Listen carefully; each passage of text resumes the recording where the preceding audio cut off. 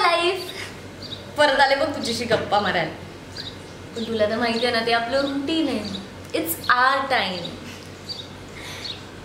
पण तुला खरं सांगू, आज ना मी तुझ्याशी काय बोलू, काय शेअर करू हेच कळत नाही मला. म्हणजे सुरुवात कुठून करू हेच कळत नाही मला.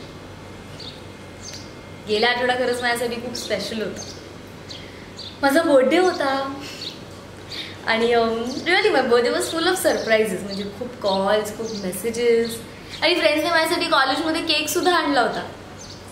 आणि खरं सांगू, बाबांवरनं मी सॉलिड चिडले होते. म्हणजे मला वाईट वाटलं होतं की त्यांनी मला सकाळपासून विश कसं केलं. पण त्यांनी तर माझ्यासाठी बर्थडे पार्टी प्लॅन केली होती, surprise birthday party. It was really fun. सगळ्यांना बोलवलं होतं त्यांनी. अनिल दादा, अर्चना ताई, माय फ्रेंड्स आणि या सगळ्यांना त्या विकुडीने मदत केली होती त्यांना. यार सुपर फन. आणि तुला माहिती आहे, तो सुद्धा आला होता. तोच चिठ्ठी लिहिणारा, तोच. हा नाही, पण यावेळी सुद्धा मी त्याला काही पकडू शकले नाही. तो निसटलाच. ठीक आहे, कधीतरी येईलच तो माझ्यासमोर. तुला माहिती आहे ना, वर्षा माय बेस्ट फ्रेंड, तिने मला खरं तर सांगितलंय की तिला हे सगळं खूप विचित्र वाटतंय, त्याच्यापासून सांभाळून राहा वगैरे. पण तुला माहिती आहे ना, मला हे सगळं खूप क्यूट वाटतंय.